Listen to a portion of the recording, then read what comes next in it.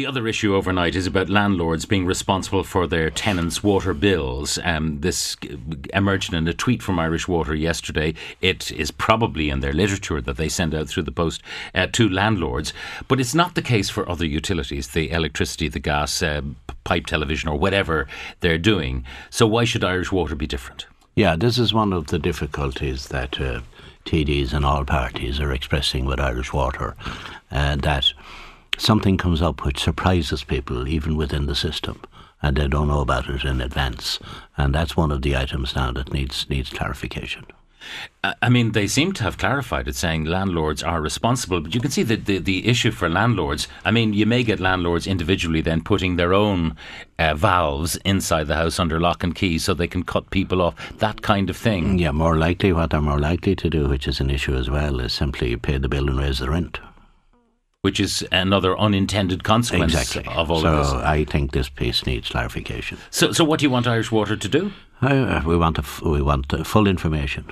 Is really the starting point with Irish Water. I mean, do they have the right to levy people with a water charge, people who have not actually used the water?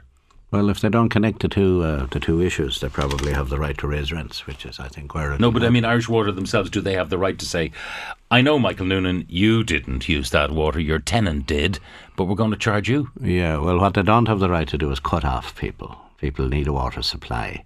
Now, they can, arrange to have a less strong supply going into houses. A trickle. Yeah, well, we don't know how big the trickle would be, but they can't cut people off. So then, obviously, a landlord acting as a kind of an agent for Irish Water couldn't cut people off either.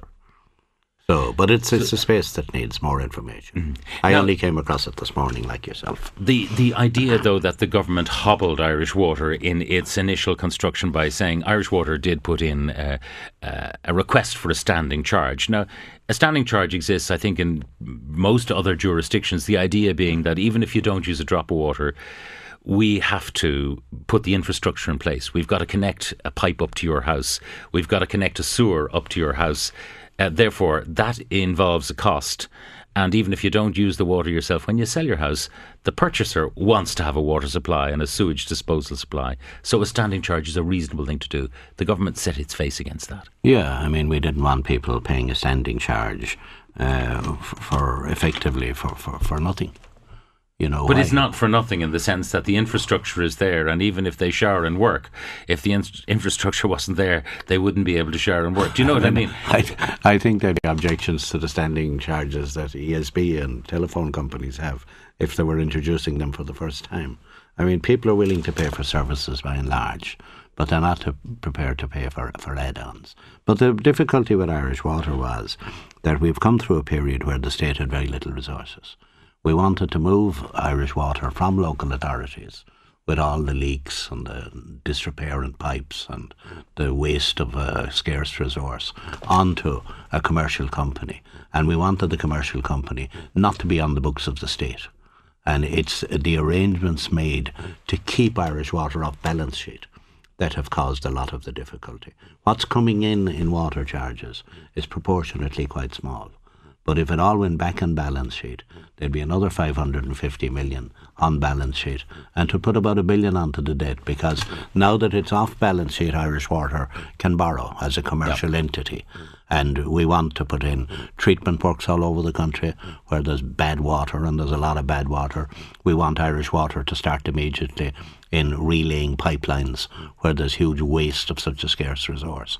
I mean, I've been listening to the conversations, particularly on radio, and there's one argument where people say, oh, there's a lot of rain in Ireland and it falls free from the sky.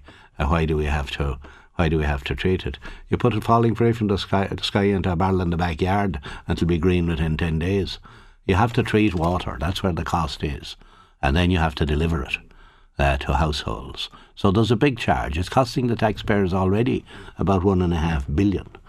So what's happening? Well, in fairness, I don't hear the argument, for example, that petroleum is there available under the ground and anyone can dig it up. Therefore, it shouldn't be charged for. There you go. I mean, it's a similar kind of thing. There you it's go. the quality of the water that you want.